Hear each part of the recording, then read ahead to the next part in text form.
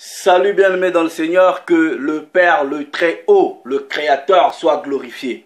Voilà, comme d'habitude, je suis revenu. C'est toujours pour moi, votre frère, un grand plaisir de venir vous parler. Donc, avant de commencer ce discours sur la parole du Père, je lui rends d'abord toute la gloire. Père, que ton nom soit glorifié. Que ton règne vienne dans la vie de tout un chacun, que ton règne vienne sur cette terre des hommes corrompus et corruptibles. Parce que la conscience que tu nous as donnée nous permet d'abord de comprendre que il y a déjà un règne établi là où réside ta propre magnificence. Voilà. Mais nous avons besoin de ce règne-là, que ce règne-là soit établi sur la terre des hommes, comme il est déjà dans le ciel là. Donc c'est à toi, je dis premièrement toute la gloire. Ok, voilà. Et un double honneur à la personne du Hamashiach. Le Christ de Dieu. Voilà, le Seigneur et le Sauveur d'Israël là. Donc, toi frère, sœur, partout où tu es, toi qui prendras le temps de m'écouter, que le Créateur lui-même te bénisse, te sanctifie corps, âme et esprit. Donc, que ton être entier soit gardé sans faute, irrépréhensible, jusqu'à l'avènement du Christ premier-né, car il revient bientôt. Donc, comme vous pouvez voir le titre de ce petit partage, on va parler de l'identité grecque, selon les Écritures. Ok? Sommes-nous tous égaux devant le Père? Ou sommes-nous tous égaux dans le Christ de Dieu? Parce que, vous voyez, ceux qui se disent chrétiens pour la plupart, ceux qui font la théologie du remplacement, ils ne comprennent pas les choses dans le contexte, ils remplacent tout, ils viennent dire, ils disent, oh non, il n'y a pas des histoires de peuple choisi, il n'y a pas de juifs, il n'y a pas de grecs, il n'y a pas de femmes, nous tous nous sommes un, nous sommes égaux quand nous croyons au Christ. Aïe, aïe, aïe, aïe, aïe. Ouf. Bon, ils disent ça. Ils disent, oui, l'essentiel, c'est seulement de croire au Christ. Et Jésus, il est mort sur la croix. Il a versé son sang pour nous. Donc, voilà, les histoires de juifs, là, c'est les anciens trucs. Faut oublier ça. Ça, c'est ce que je reçois quand je discute avec des frères. Vous voyez le degré d'ignorance. Oh, Père. Ah, pardonne-nous notre ignorance. Pardonne-nous notre ignorance. Mais c'est triste.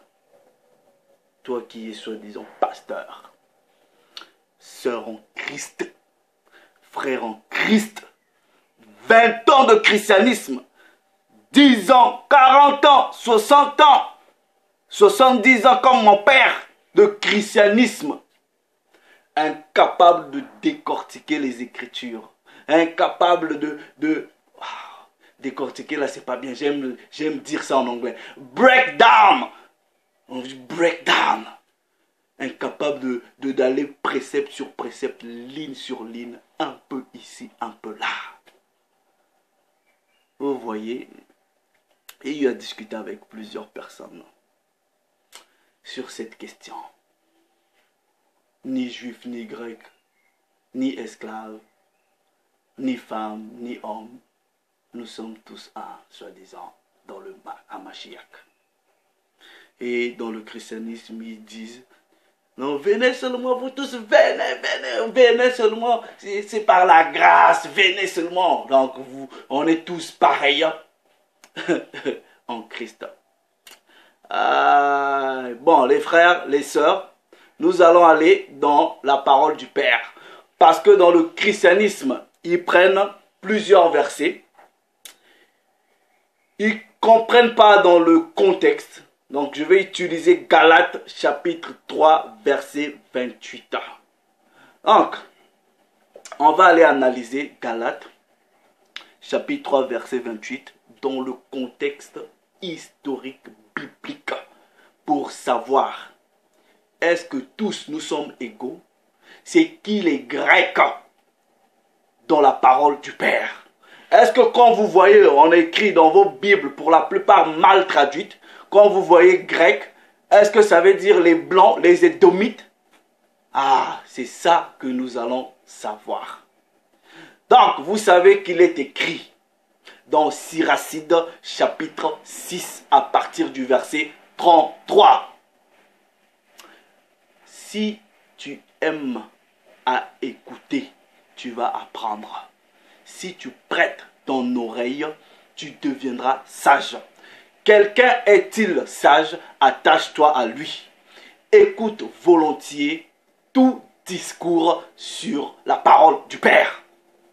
Et que les maximes de la sagesse ne s'éloignent pas de toi. Donc, je vais faire ce petit partage. Ça va être très technique, très historique. On va essayer de décortiquer et de parler de l'identité grecque. Qui sont les Grecs dans la parole du Père? Voilà, donc, on va aller dans ce que, en tout cas, la plupart des frères utilisent pour dire que voilà, dans le Christ, voilà, on est tous égaux, ça compte pas, voilà, venez seulement. Et de la même façon, ils ont mal interprété Jean 3, 16, que j'avais déjà bien expliqué dans le contexte. De la même façon, ils interprètent plusieurs choses, ok? Donc, ils vont dans Galates, Galates chapitre 3, Galates chapitre 3, ok? Du verset 28. Donc, je commence avec la version de la Bible, second 19, 10. Voilà, frère, ce partage va être un peu long, ok? Parce que c'est très technique. Pourquoi je choisis de le faire long? Tout simplement parce que par la même approche, je vais aborder un autre sujet, ok, que les sœurs m'ont demandé sur la personne de Ruth. Ok, Ruth, était-il moabite ou israélite? Donc, comme je vous ai prévenu les sœurs, suivez cette vidéo, ça va être le même cheminement, on va décortiquer les écritures. On va break down scripture, break down, ok? Bon, ils vont dans Galates chapitre 28, 3 plutôt, verset 28, là où il est écrit, il n'y a, donc je commence même à partir du verset 27, vous tous qui avez été baptisés en Christ, vous avez revêtu Christ. Il n'y a ni juif, ni grec, il n'y a plus ni esclave, ni libre. Il n'y a plus ni homme, ni femme, car vous êtes un en Christ. Vous voyez, quand quelqu'un même prend le temps de lire ce verset-là, vous allez comprendre que votre interprétation, comment vous le comprenez, c'est même pas ce que le verset dit. Donc il dit ça, voilà, non, ah ouais, même si on sait qu'on est des bantous, on est des hébreux de la Bible, ça compte pas, parce que la Bible dit il n'y a plus grec, il n'y a plus juif, il n'y a plus femme, il n'y a plus homme, il n'y a plus libre ni esclave. Nous sommes un en Christ. Bon, vous voyez, la parole de Dieu est très claire. Vous voyez, Pierre nous avait déjà mis en garde sur ce que Paul de Tars a écrit. Donc, ce que Paul de Tars a écrit, Paul nous avait déjà mis en garde en disant ceci. Si vous n'êtes pas bien affermi, si vous n'êtes pas bien enseigné, premièrement par l'Esprit du Père lui-même et par les vrais disciples, vous lisez les écrits de Paul comme ça, vous vous dites, mais ce monsieur-là, il raconte des bêtises, il se contredit ici, il dit quelque chose, là-bas, il dit un autre. Vous allez tordre le véritable sens des écrits de Paul. Regardez l'avertissement. 2 Pierre chapitre 3. 2 Pierre chapitre 3, version de la Bible, second 19, 10. Là-bas, il est écrit: croyez que la patience de votre Seigneur est votre salut. Comme notre bien-aimé Paul vous l'a aussi écrit selon la sagesse qui lui a été donnée. Regardez maintenant. C'est ce qu'il fait dans toutes les lettres où il parle de ces choses dans lesquelles il y a des points difficiles à comprendre, dont les personnes ignorantes et comment est mal affermi, elles tordent. Donc vous voyez, le sens est comme ça. Vous venez vous tordre le sens, vous interprétez à la manière des traditions des âmes. Vous faites de la théologie, de l'interprétation, vous remplacez les choses dans leur contexte. On vous dit quoi? Les personnes ignorantes, voilà, font quoi? Et mal affermis, tordent le sens comme celui des autres écritures pour leur ruine. Donc, quand vous ne comprenez pas les écritures de Paul, c'est votre ruine. Donc, Galates 3, 28, ok, a ruiné beaucoup de gens. A ruiné beaucoup de gens. Maintenant, on va parler, là on rentre maintenant dans le sujet, ok, pour vous parler de l'identité grecque. Qui étaient les Grecs de Galates 3, 28? Qui étaient les Grecs? Qui portait l'identité grecque selon les Écritures? Il y a deux sortes de Grecs selon les Écritures. Deux sortes de Grecs. Deux. On va aller apprendre ça. Je vous donne premier exemple. Ok? Premier exemple. Vous voyez, il y a grec par nationalité. Ok? Il y a grec par naissance. Il y a grec par langue.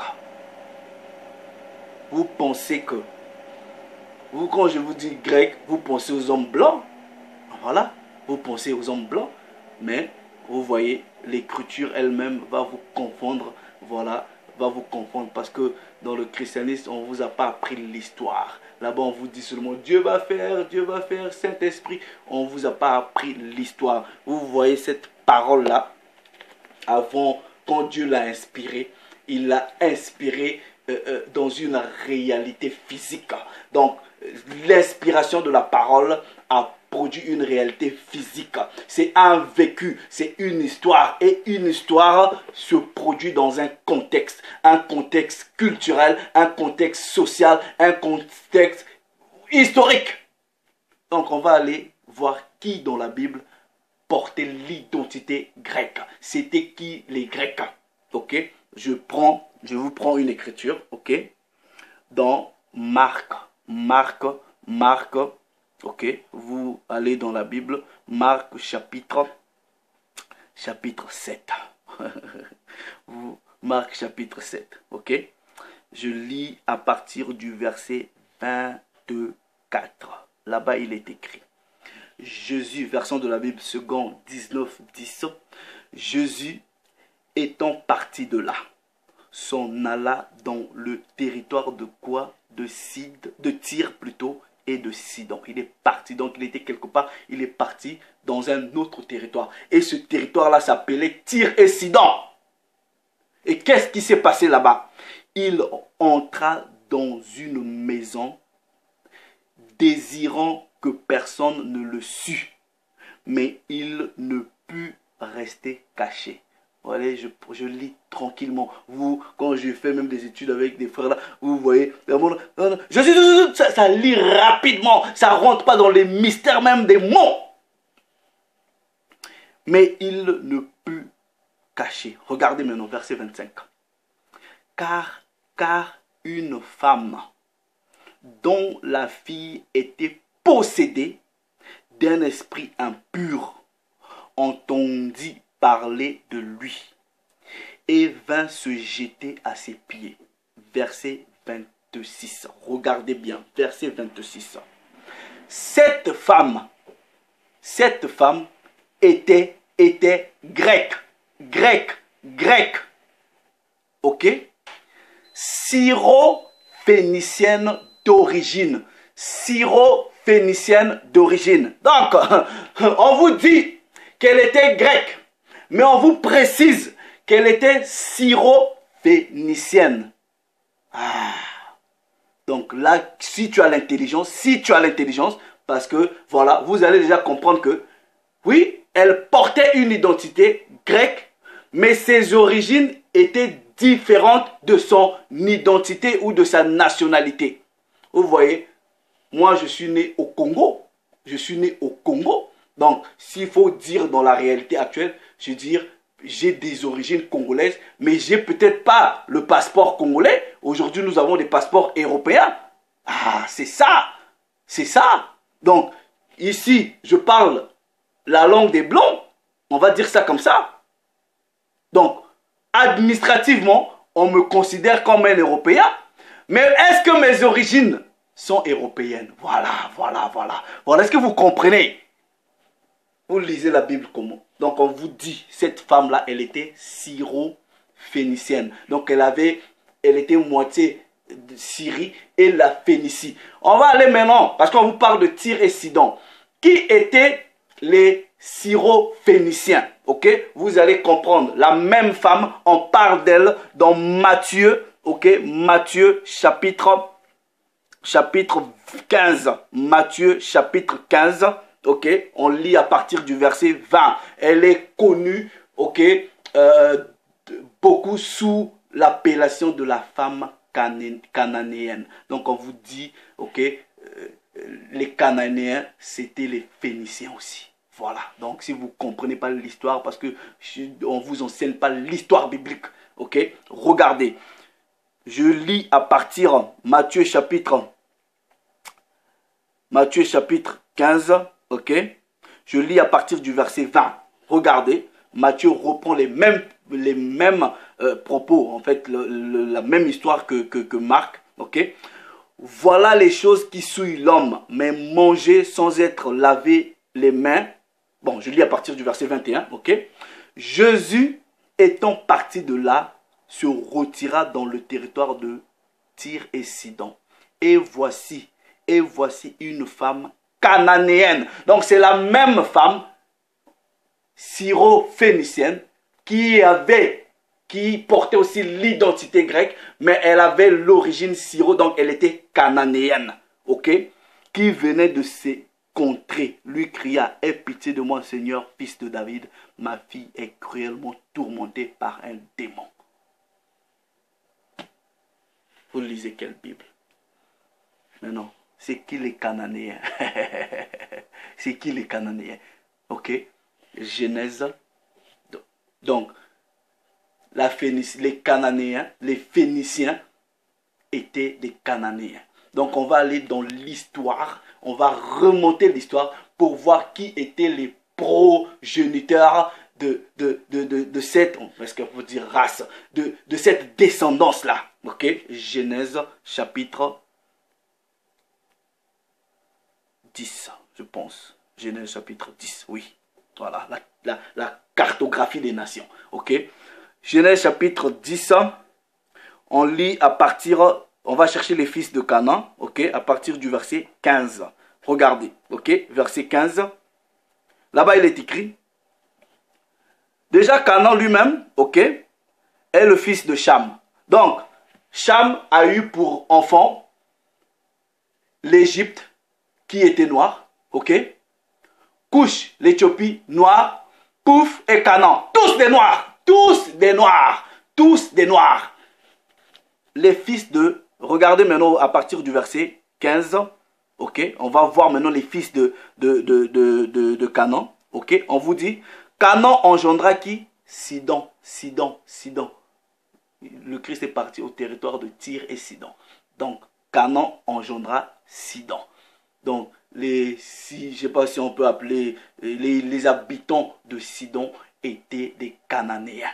Ok, et cette femme-là sortait de ce territoire-là. Donc, c'était une femme noire. ok? Mais on vous dit qu'elle portait l'identité grecque. Vous pouvez étudier l'histoire. Les premiers Grecs, les véritables Grecs, selon l'histoire, c'était des hommes noirs.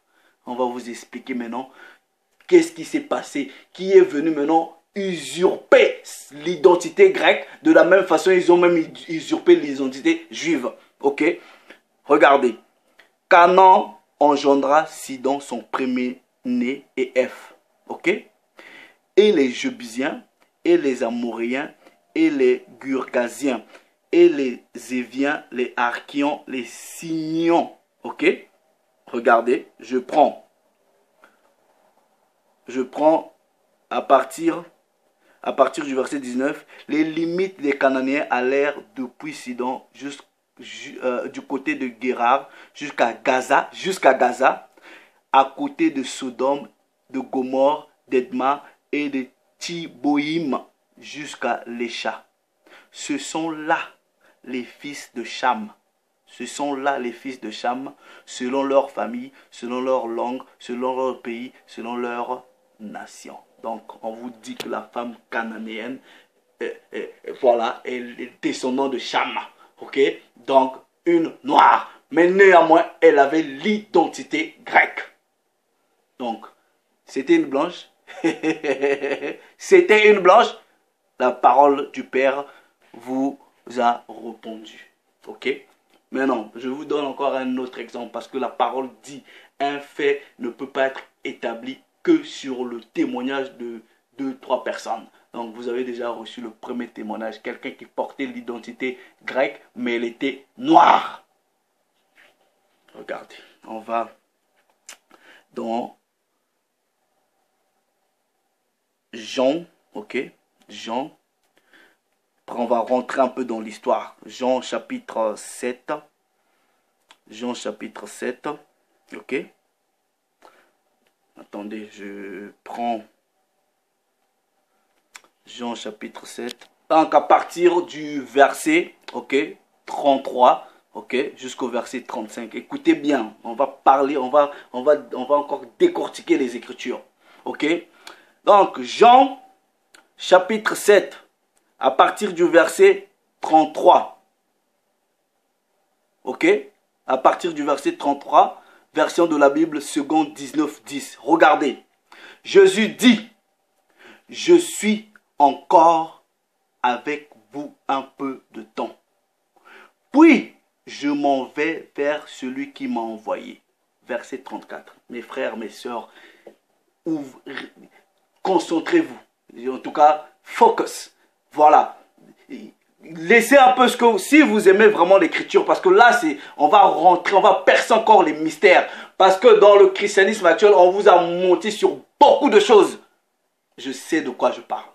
Quand vous prenez le temps d'étudier de vous-même, aller précepte, rechercher, vous allez vous dire, waouh, toutes les 40 années que j'ai passées dedans, je ne savais pas ceci. Regardez bien, ok? Vous me chercherez et vous ne me trouverez pas. Et vous ne pouvez venir où je vais.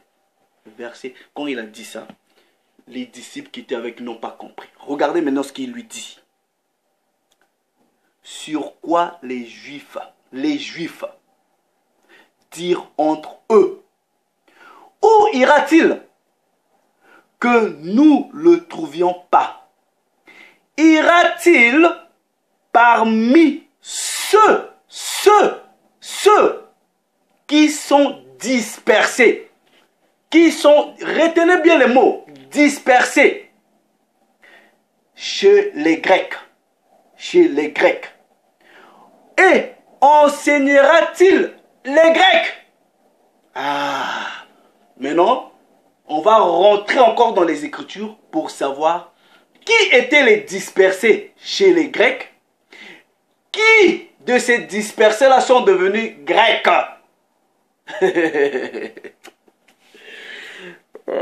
Je sais qu'une personne qui a l'intelligence comprend déjà. Donc on dit, mais est-ce qu'il va aller chez les dispersés, ceux qui sont dispersés chez les Grecs? qui étaient dispersés. Deutéronome chapitre 28. Deutéronome chapitre 28. À cause de la désobéissance de la loi, le Père a dispersé Jacob parmi toutes les nations. Donc, les dispersés là dont la parole parle, qui sont partis chez les Grecs, il y a deux formes de Grecs ici. Il y a Grecs des Israélites qui sont devenus Grecs, et il y a des Grecs qui ont usurpé la première identité grecque là. Donc les Blancs. Il y a deux Grecs. Donc les Israélites qui étaient dispersés chez les Grecs, après qu'ils ont conquis des territoires, étaient aussi devenus des Grecs. Et ça, on va vous bien expliquer. Maintenant, vos fausses versions de Bible qui vous traduisent de les Israélites qui vivaient sous la domination ou dans les pays dominés par les Grecs blancs, ok, en temps normal, ils ne devaient pas s'appeler Grecs. Ils devraient être appelés les hellénistes ou les hellénisés. Voilà, ok, on va vous donner les bonnes versions et vous définir c'est quoi un helléniste ou un hellénisé. Ok, je prends version de la Bible, Monde Nouveau, ok, Jean chapitre 7, verset 35, ok, regardez, traduction de la Bible du Monde Nouveau, là-bas il est écrit, ok, regardez. Les Juifs donc se dirent entre eux, où cet homme veut-il aller, de sorte que nous ne le trouvons pas, ok. Et il ne veut tout de même pas aller vers les Juifs dispersés parmi les Grecs et enseigner aux Grecs. Donc, est-ce qu'il veut aller chez les Juifs qui sont chez les Grecs et aller les enseigner? Donc, les Juifs qui vivaient dans les territoires conquis par les Grecs, qui sont en réalité les fils de Chavon, ok, avaient aussi l'identité grecque. Ils étaient appelés grecs. Et on va vous lire encore qu'est-ce qui s'est passé selon les Écritures. Ok, je prends version de la Bible en français courant. Là-bas, il est écrit. Les Juifs se demandèrent entre eux, où va-t-il se rendre pour que nous ne puissions pas le trouver? Va-t-il se rendre chez les Juifs dispersés parmi les Grecs et apporter son enseignement aux Grecs? Chez les Juifs dispersés parmi les Grecs. Hey. Bon, Père, que ton nom soit glorifié. Voilà. C'est tout ce que je peux dire au Père. Version de la Bible, Chouraki. Maintenant, Chouraki va utiliser un autre terme. Ok, un autre terme. Regardez. Là-bas, il est écrit. Et les Hyodines se dirent alors entre eux, où va-t-il donc, celui-là, que nous ne puissions pas le retrouver? Va-t-il partir dans la diaspora, des Hélènes, et enseigner les Hélènes? C'est qui les Hélènes? On va prendre le dictionnaire biblique, ok? C'est le Zandven, ok? On va aller. J'ai même souligné ici, vous pouvez voir, selon la définition du Zandven, ok? Il est écrit Hélène, ok? On dit la définition, ce sont des Juifs, ok, qui ont fait du grec leur langue et ont adopté les idées et les pratiques grecques.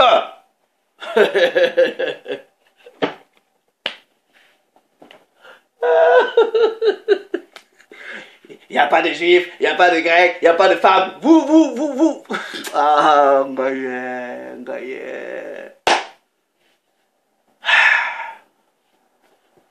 On va petit à petit. Ce sont les hellénistes. Ce sont les Hélènes.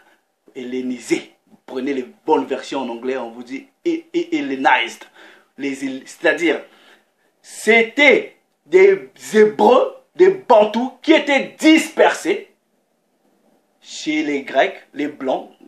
Il y a deux identités grecques, mais en tout cas, les vrais Grecs d'origine, c'était des Noirs. Et quand ils sont arrivés là-bas, par la force, on va vous apprendre ça, ok? Par la force, ils vont maintenant adopter, ils vont oublier les coutumes juives, qu'ils étaient israélites, ils vont tout oublier, ils vont oublier la langue, ok? Ils vont maintenant parler que le grec.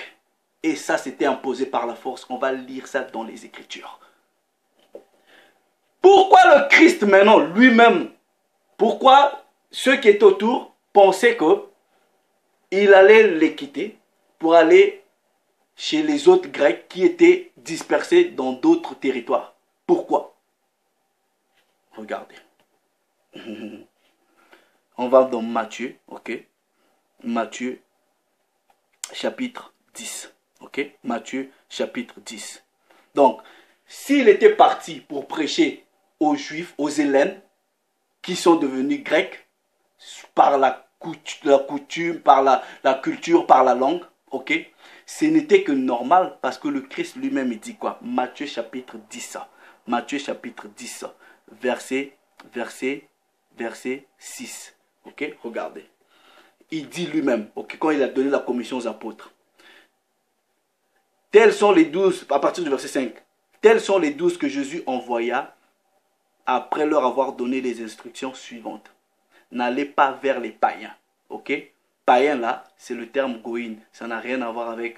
On va vous expliquer. Je vais expliquer ça. N'allez pas chez les païens et ne rentrez pas dans les villes des Samaritains. Allez plutôt vers les brebis perdues de la maison d'Israël. Brebis perdues de la maison d'Israël. Il donne la commission à ses disciples d'aller que chercher, d'aller prêcher que chez les brebis perdues de la maison d'Israël.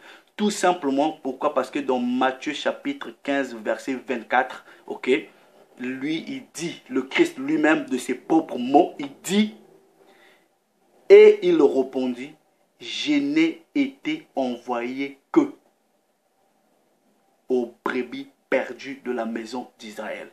Donc, ce n'était que tout à fait normal, ok, s'il était parti dans les territoires sous contrôle des Grecs, fils de Javan, les Blancs, qu'il aille prêcher à ses frères hébreux d'origine qui étaient naturalisés grecs. Ce n'était que normal. Voilà. Contexte historique. Maintenant, on va donner encore d'autres exemples de voir que malgré ces frères hébreux bantous là qui vivaient dans les territoires occupés, ok, quelques-uns gardaient quelques coutumes israélites ou hébreux ou bantous, ok. Preuve. Vous voyez, je vous donne les Écritures, je viens pas là, je parle. Quand je pose des questions à mes frères, ils écrivent. Aucune Écriture. Actes des Apôtres. Actes des Apôtres, chapitre 6. Actes des Apôtres, chapitre 6, ok. Version de la Bible, second 19, 10.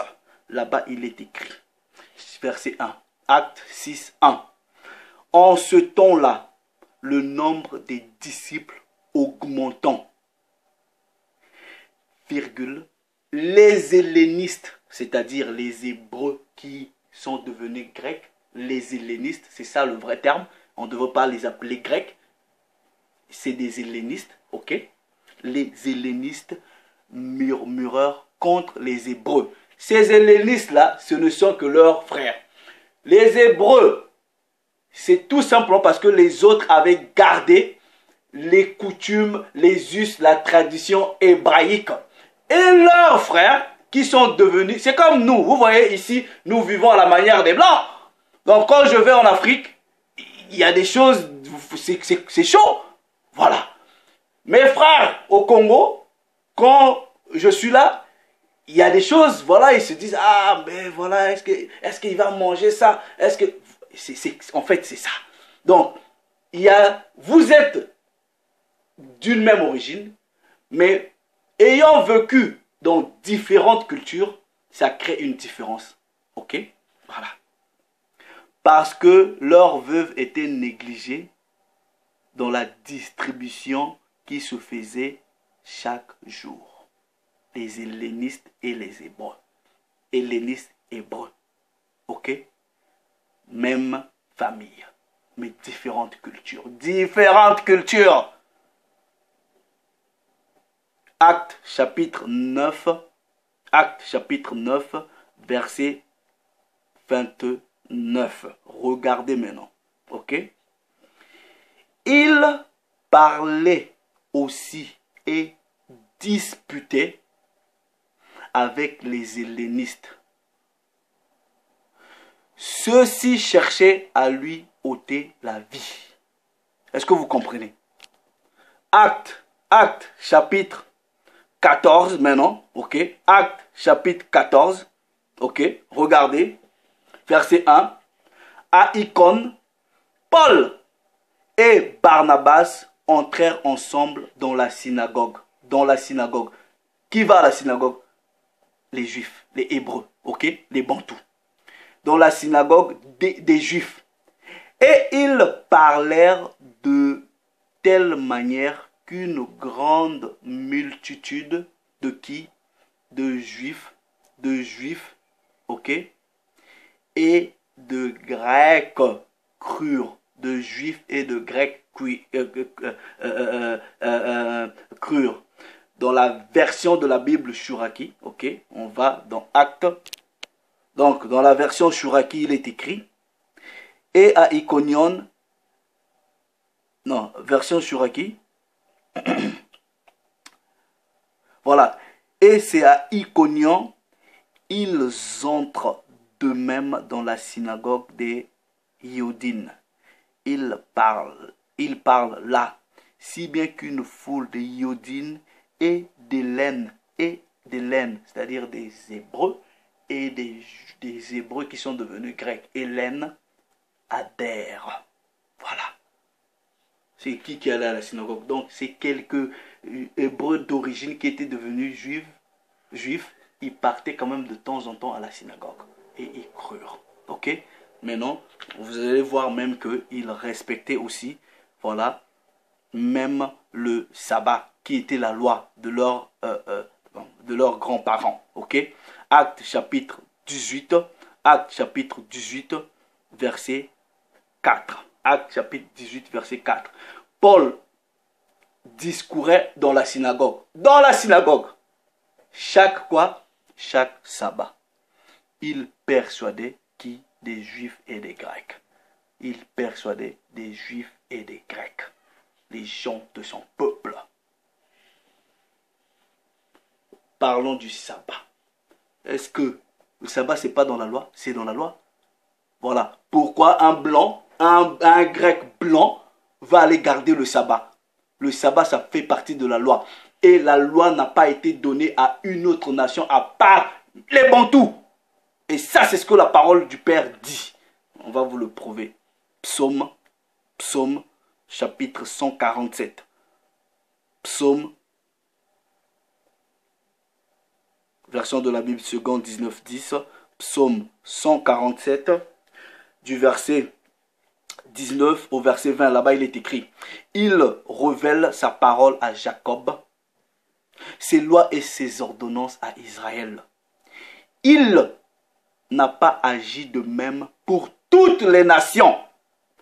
Et elles ne connaissent point ses ordonnances. Donc le grec blanc va aller à la synagogue le jour du sabbat. Pourquoi? Le grec blanc. Si le sabbat, si la loi n'était pas donnée à une autre nation, à part Israël, donc vous comprenez que ces Grecs-là, c'était que nos frères.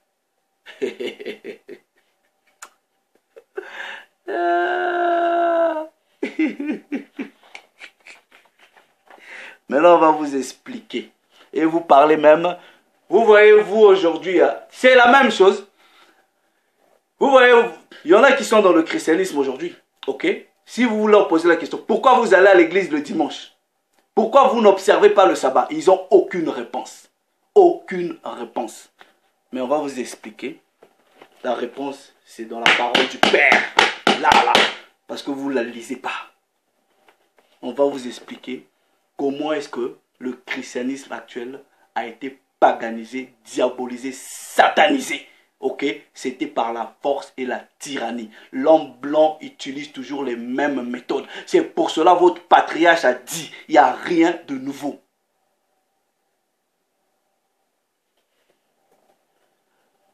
Quand il y a eu plusieurs captivités, maintenant je vais vous parler de la captivité des Grecs. Ok, quand les Grecs ont pris le pouvoir, ils ont fait de la colonisation, de l'impérialisme, ok? Ils ont pris le pouvoir, ils ont pris des Hébreux, ok? Ils leur ont imposé le culte du dimanche, du Dieu soleil. Ils ont dit vos histoires de sabbat là, arrêtez-nous ça. Voilà, on va lire dans les Écritures, ok? Et ça, c'est dans le livre des Maccabées. C'est pour cela qu'on vous a enlevé ces livres, ok? Pour que vous ne connaissiez pas la vérité. Vous vivez quoi comme foi, ok? Voilà, moi j'ai une Bible ici. J'ai une Bible, ok? C'est la Bible. Voilà, le livre des Maccabées est ici. Le livre des Maccabées est là. Donc je commence d'abord, premier livre des Maccabées, pour vous expliquer comment est-ce que nous sommes rentrés dans les pratiques des païens, de ces Grecs, fils de Javan, pas les premiers Grecs qui étaient des Cananéens, des Phéniciens, non.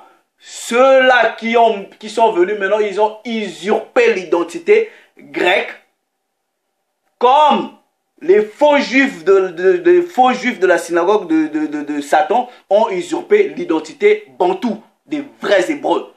Regardez, je lis premièrement à partir du verset, vous lisez le premier, quand on parle d'Alexandre le Grand, tout ça là, mais ces choses-là se sont empirées sous le règne de Antiochus Épiphane. Ok? Livre des Maccabées, je prends par exemple le chapitre 1er à partir du verset 41. Donc quand ce roi-là a pris le pouvoir, il va maintenant imposer, il va écrire une lettre, un édit pour imposer à tous ceux qui étaient sur le territoire occupé de pratiquer maintenant sa religion. Voilà, regardez. Verset 41. Le roi ordonna que tout son royaume, tous ses peuples, n'en forment qu'un. Vous voyez, comment on appelle ça? Globalisation. Voilà, des bêtises comme ça. Ok, n'en forment qu'un. Et renonce chacun à ses coutumes. Renonce, donc on devrait renoncer à la loi. Ok? Et ils vont faire même la guerre pour récupérer le livre de la loi et tout transformer, changer les choses. Là, c'est dans le livre de Maccabée. Vous voyez, les Blancs, ils ont interdit même mes frères jamaïcains. Vous voyez, demandez à tous les Jamaïcains s'ils connaissent le livre de Maccabée. On dit, ouais, on a même interdit aux Jamaïcains de lire ça parce qu'ils disent c'est un livre insurrectionnel. Si vous lisez ça, ça va vous pousser à la rébellion. Parce que les frères Maccabées, les Hébreux, les Bantous, quand ils ont vu les Grecs, les fils de Chavan, faire ça, ils se sont rebellés selon le livre. C'est pour cela qu'ils ont interdit de lire. Regardez. Toutes les nations se conformèrent aux prescriptions du roi. Beaucoup d'Israélites acquiescèrent, c'est-à-dire acceptèrent, ils ont admis, acquiescèrent volontiers. C'est pas même pas volontiers, c'est parce que c'était par la force. Ok? Parce que si tu refusais, on te tuait. Selon les écrits, regardez. Beaucoup d'Israélites acquiescèrent volontiers à son culte, le culte du roi soleil. Voilà, Sun God, ok? Le roi soleil à son culte, ok? Sacrifiant aux idoles et profanant quoi? Le sabbat. C'est à partir de là, vous avez commencé votre culte du dimanche, si vous ne connaissez pas. Voilà, à partir de la dynastie d'Alexandre le Grand, tout ça là qui se sont, voilà, suivis. Regardez, ok? Le roi envoya aussi à Jérusalem et aux villes de Juda des lettres par messager, leur prescrivant de suivre des coutumes étrangères au pays. Ok, de bannir du sanctuaire holocauste, sacrifice et libation, profaner sabbat et fête, de souiller le sanctuaire et les choses saintes, d'élever autel, ok, sanctuaire et temple d'idoles, de sacrifier des porcs et des animaux impurs. On vous a enlevé ça pourquoi? Pour vous cacher la vérité. Voilà, c'était à partir de là où on a imposé. Deuxième livre de Maccabée. Je vais au deuxième livre. Ok. Les frères ont abandonné la loi. Et il y a une partie des Hébreux, la famille des Maccabées, ils ont formé une rébellion pour résister en disant non, non, non, la loi c'est ça que le Père nous a donné. Ces Édomites là ne peuvent pas nous imposer de faire des sacrifices. C'est interdit. Deuxième livre de Maccabée, au chapitre 6. Attendez, deuxième livre de Maccabée. Je vais lire dans la version que j'ai dans mon téléphone. Attendez. Voilà, deuxième livre de Maccabée, au chapitre 6. Regardez, ok. C'était pas volonté, c'était par la force, ok. Deuxième livre de Maccabée, chapitre 6, à partir du verset 8, il est écrit, ok. Je lis même à partir du verset 7, ok. Une amère nécessité emmenait les Juifs au sacrifice qui se faisait chaque mois le jour de la naissance du roi. Au fait de Bakouk. Bakouk, c'est Satan. Ok, ceux-là qui ont imposé même le culte de Satan. Ok, au fait de Bakouk. On les contraignait. Non, on les contraignait de se promener dans les rues courantes de Lierre en honneur de Bakouk. Vous voyez vos histoires de Instagram, ok? Quand vous mettez des photos avec des fleurs, si vous ne savez pas, mes soeurs, je vous ai dit, ça a une origine satanique, ok? La Lierre, voilà, c'est cette photo-là.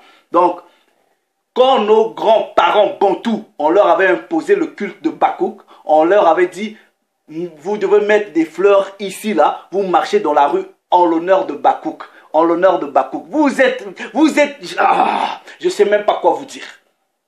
Vous faites des histoires à cause d'ignorance. Vous voyez, quelqu'un va créer une application, vous mettez seulement une fleur comme ça, vous pensez que c'est bien. Vous savez l'origine de ces choses-là. Bref, regardez. Une lyre à la tête marchait en l'honneur de qui? Bakouk. Un édit fut rendu à l'instigation de Ptolémée pour que dans les villes grecques du voisinage, ok, on prit les mêmes mesures contre les Juifs et que l'on fit des sacrifices. Regardez, verset 9, ok, avec ordre de mettre à mort ceux qui refusaient d'adopter les coutumes grecques. On avait donc partout sous les yeux des scènes de désolation. Ainsi, deux femmes, nos sœurs, aïe aïe aïe, pour avoir circoncis leurs enfants, furent emmenés. On suspendit leurs enfants à leurs mamelles. On les traîna publiquement par la ville et on les précipita du haut des remparts. On a tué. Parce qu'elles ont circoncis leurs enfants. Vous voyez, donc ça c'est des trucs qui me frustrent, je sais pas, mais que le Père m'aide. Vous voyez ce qu'on nous a fait et on continue de nous faire. Vous voyez comment on a fait ça. On continue de nous faire souffrir. Vous venez encore avec la religion de l'homme blanc, perpétrer la servitude. Vous tous qui êtes pasteurs soi-disant dans le christianisme, dites la vérité biblique, historique à vos frères. Dites-leur qui sont le peuple élu du Père. Dites-leur la vérité. Vous avez peur de quoi? De l'homme blanc qui a menti, qui a falsifié les Écritures? Je vais vous donner maintenant même un verset qui dit, ok, que les païens, ces Grecs, qui ont usurpé la véritable identité grecque qui appartenait déjà aux Noirs. Ils sont venus, ok, quand ils ont fait cette guerre, et ils avaient même interdit que les Hébreux et le livre de la loi dans leur maison. Si on vous trouvait avec le livre de la loi, on vous tuait. Je vais vous lire ça dans le livre des Maccabées. Attendez.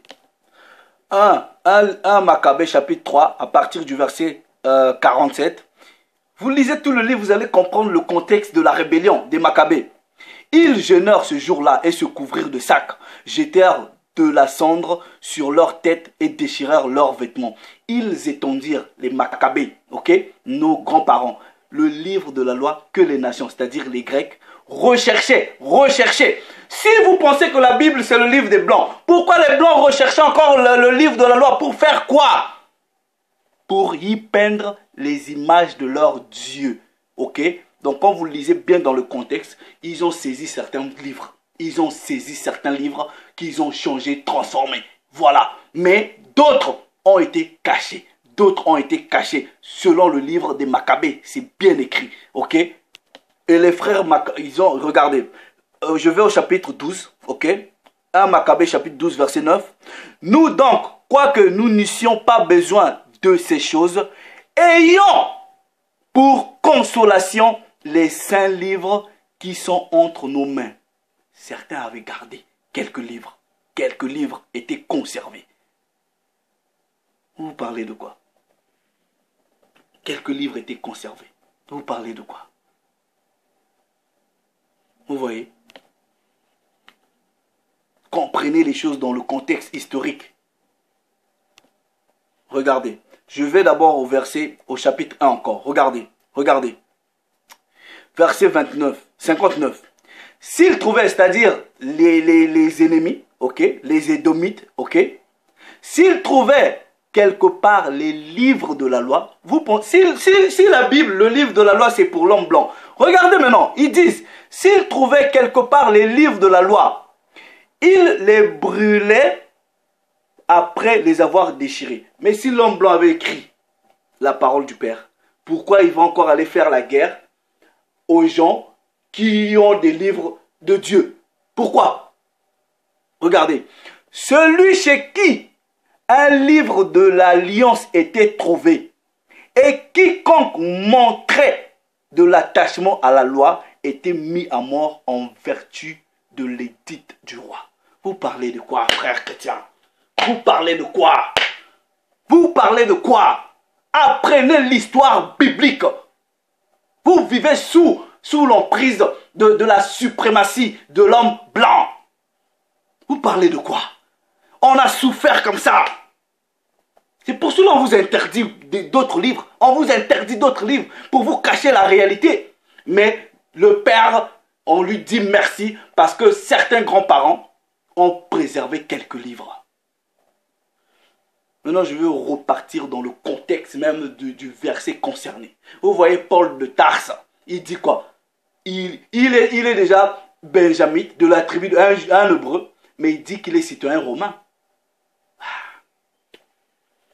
Mais non, quand vous étudiez l'histoire, vous allez comprendre que Jacob, Israël, avait deux royaumes. Le royaume du sud et le royaume du nord. Dans le royaume du sud, vous avez la tribu de Juda, Benjamin et les Lévis. Donc à un moment, il y avait deux royaumes qui étaient séparés. Ok?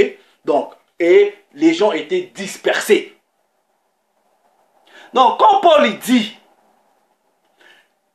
il n'y a ni grec, ni juif, il ne parle que de ses propres frères.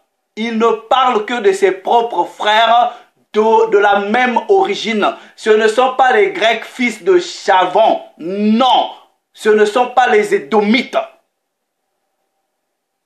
Dans le contexte de ce verset. Pourquoi? Parce que le Hamashiach lui-même, il dit, vous voyez, il dit ceci. Il va regarder. Jean chapitre 10. Je vais lire. Jean chapitre 10. Vous allez comprendre maintenant dans le contexte. Jean chapitre 10. Verset. Jean chapitre 10. Je prends. Voilà, à partir du verset 15. Comme. Voilà, il dit. Je connais mes brebis et elles me connaissent. Comme le Père me connaît et comme je connais le Père, et je donne ma vie pour mes brebis. Quelles étaient les brebis? Je n'ai été envoyé que pour les brebis perdues de la maison d'Israël, que les Hébreux, les Bantous. Ok? Verset 16. J'ai encore, regardez, il dit, là il parlait à ceux de la tribu du royaume du sud, c'est-à-dire Judas, Benjamin et Lévi. Il leur parlait, il dit, j'ai encore d'autres brebis qui ne sont pas de cette bergerie. Ça veut dire quoi? Il y avait encore d'autres brebis qui se retrouvaient ailleurs. Ce sont les Hellènes, les Hébreux qui sont devenus Grecs. Regardez, j'ai encore d'autres brebis qui ne sont pas de cette bergerie. Celles-là, il faut que je les emmène. Elles entendront ma voix et il y aura un seul troupeau, un seul berger. Un seul troupeau, un seul berger. C'est pour cela, ok, quand par la puissance du véritable évangile, ok, l'évangile a pu rassembler les Hébreux, c'est-à-dire le royaume du sud, et les Hébreux du royaume du nord, ok, en un seul qui est le Christ, le berger. Est-ce que vous comprenez? C'est pour cela quand Paul a réussi cette mission, il dit à ses frères d'origine hébraïque, nous sommes partis de la même bergerie. Donc, il n'y a plus de différence que toi tu es, moi je suis hébreu, toi tu es grec, femme. Non. On est tous de la même bergerie. Parce que à l'époque, vous lisez bien, Paul, il y a des gens qui étaient toujours en esclavage. Oui. Donc, c'est là que dans le contexte, Paul dit, il n'y a pas maintenant les histoires, oh non, non. Christ dit, j'ai encore d'autres brebis, mais qui ne sont pas de cette bergerie. Donc, par la véritable parole du Père, par le véritable évangile, ça atteint les autres Hébreux qui n'étaient pas là en ce moment. Et voilà, l'évangile les a rassemblés sous un même berger qui est la personne du Christ. Donc, vous, avec votre théologie de remplacement, vous avez usurpé l'identité grecque. Vous voulez rentrer dans les choses qui ne vous concernent pas. Je ne fais pas le sujet concernant le salut des autres nations. Quand je parle des autres nations, en dehors des 12 tribus, je ferai peut-être une vidéo pour vous pouvez s'ils vont être sauvés ou pas. Ok? Mais vous voyez ici, dans le contexte de Galates, il ne s'agit que des Hébreux qui ont été hellénisés. Quand on dit en Christ, un seul berger. Christ dit, j'ai encore d'autres brebis qui ne sont pas partis de cette bergerie. Voilà, il faut que je les ramène pour qu'en moi, ils deviennent un. Quels étaient ces brebis-là qui ne faisaient pas partie de cette bergerie? C'était les Hébreux du royaume du Nord qui étaient un peu dispersés en captivité sur d'autres territoires. C'est ça en fait, c'est ça. Grec là, c'est pas l'homme blanc, c'est pas l'homme blanc, c'est les Hellènes, ça reste des hommes noirs qui ont vécu dans une culture, voilà, édomite. C'est ça. Parce que la prophétie, elle a été déjà donnée. Vous lisez Ézéchiel, chapitre 37. Je vais lire juste vite fait pour finir. Ézéchiel, chapitre 37, où il était prophétisé que le Christ viendra pour rassembler les deux royaumes. Les Grecs, les Juifs qui sont devenus Grecs, aux Juifs qui sont restés Hébreux. On va dire ça comme ça. Voilà, Ézéchiel, chapitre 37, verset, je lis, verset 21, ok? Et tu leur diras, ainsi parle le Seigneur, l'Éternel, voici, je prendrai les enfants d'Israël du milieu des nations où ils sont allés, je les rassemblerai de toutes parts et je les ramènerai dans leur pays. Je ferai d'eux une seule nation dans le pays, dans les montagnes d'Israël. Ils auront tous un même roi.